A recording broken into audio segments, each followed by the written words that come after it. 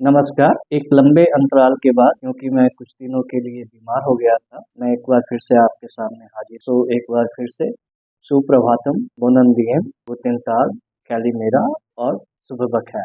आज हम एक बार फिर से संविधान सभा की चर्चाओं के बारे में बात करेंगे और आज की संविधान सभा की जो चर्चा है हमारी, वो काफ़ी महत्वपूर्ण है।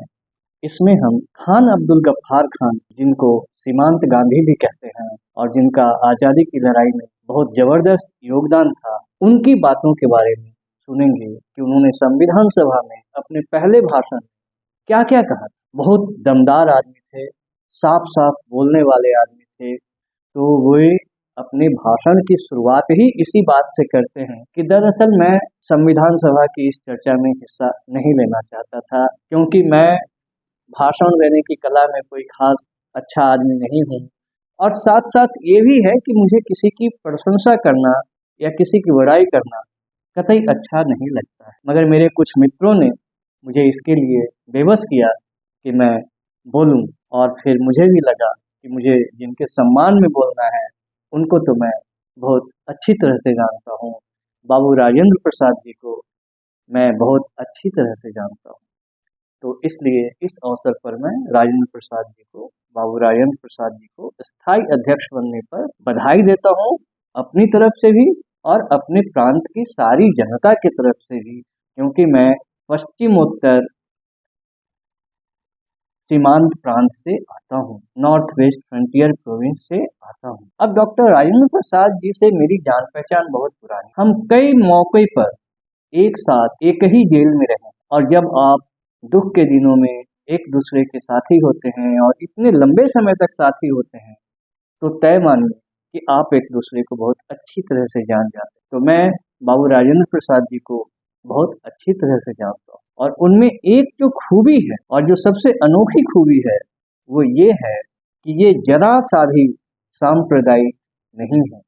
और ये दुख की बात है कि आज हमारे देश में सांप्रदायिकता बहुत बढ़ गई है। आप सभी हिंदू खाना, मुस्लिम खाना, हिंदू पानी, मुस्लिम पानी के बारे में जानते ही होंगे। ऐसी हालत में हमारी संविधान सभा ने एक ऐसे इंसान को अपना अध्यक्ष चुना है जो कतई सांप्रदायिक नहीं है और बहुत सज्जन व्यक्ति हैं। इसलिए मैं इन्हें एक बार फिर से बधाई देता हूँ। इसके बाद खान अब्दुल गफ्फार खान कुछ और बातें करते हैं। वे कहते हैं कि हमारा जो प्रदेश है, नॉर्थ वेस्ट फ्रंटियर प्रोविंस, वो हमेशा से कांग्रेस के साथ रहा है। मैं खुद भी हमेशा से कांग्रेस के साथ रहा हूँ, और इसलिए मुझे आज इस बात पे दुख हो रहा है कि हमारे मुस्लिम लीग के साथी इस संविधान सभा में नहीं आए हैं, हमारे साथ यहाँ पर नहीं बैठे हुए हैं। ये एक अच्छी बात नहीं है। मैं कांग्रेस के साथ हूँ, ये बात हमारे बहुत सारे मुस्लिम भाइयों को अच्छी नहीं लगती है।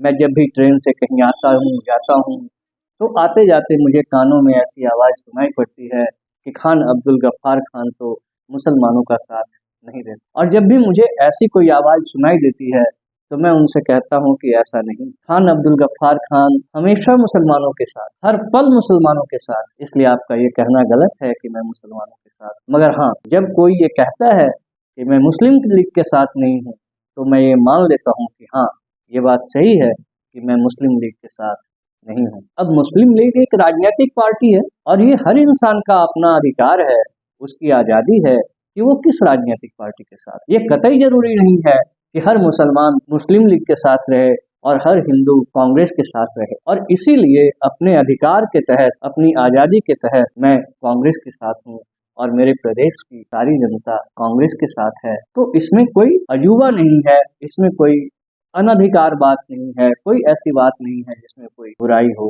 मैं अपने सभी मुस्लिम साथियों को ये समझाता हूँ। इसके आगे खान अब्दुल गफ्फार खान और एक बात कहते हैं।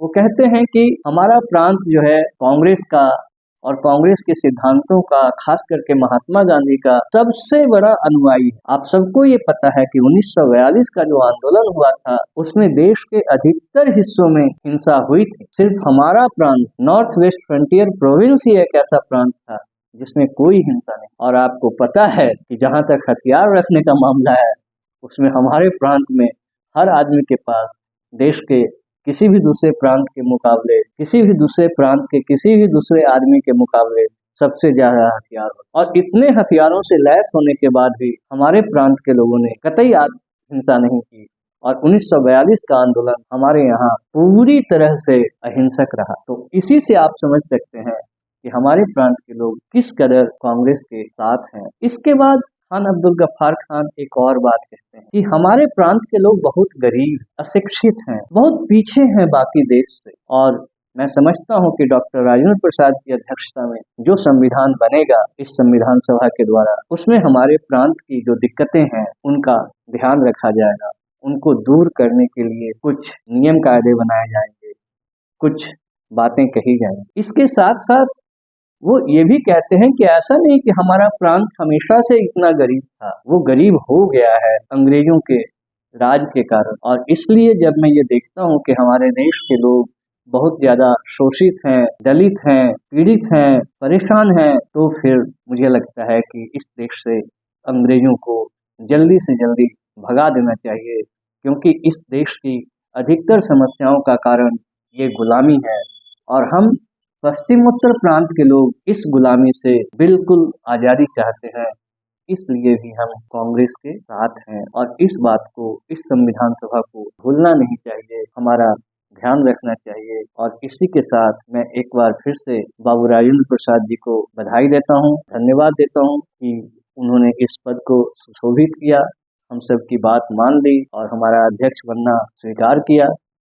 इसके लिए उनको धन्यवाद भी है और अपने देश की जनता से, अपने प्रदेश की जनता की तरफ से मैं उनको एक बार फिर से बधाई देता हूँ। इस तरह से खान अब्दुल गफ्फार खान, जो कि शुरू में ही कह चुके थे कि उन्हें भाषण देना नहीं आता है और उन्हें किसी की बड़ाई करना भी अच्छा नहीं लगता है, दोनों काम करते हैं, बहुत अच्छा भाषण भी देते हैं और बाबू राजेंद्र प्रसाद जी की बड़ाई भी करते हैं। तो इसे कहते हैं सच्ची महानता। और साथ साथ चलते चलते मैं एक बात बता दूं कि खान अब्दुल गफ्फार खान साहब ने जो ये बात कही 1942 में नॉर्थ वेस्ट फ्रंटियर में जो आंदोलन हुआ था वो पूरी तरह से अहिंसक था, वाकई अपने आप में एक बहुत मार्के की बात है, क्योंकि एक जमाना ऐसा था 1942 के पहले जब आजादी के दीवाने पठान लोग जो नॉर्थ वेस्ट फ्रंटियर में रहते थे वो कहीं भी किसी अंग्रेज को देखते ही मार देते थे। और एक बार तो एक सर्वे में ये भी निकल के आया कि किसी एक खास साल में पूरे देश में जितने अंग्रेजों को मारा गया था उससे ज्यादा अंग्रेजों को पठान भाइयों ने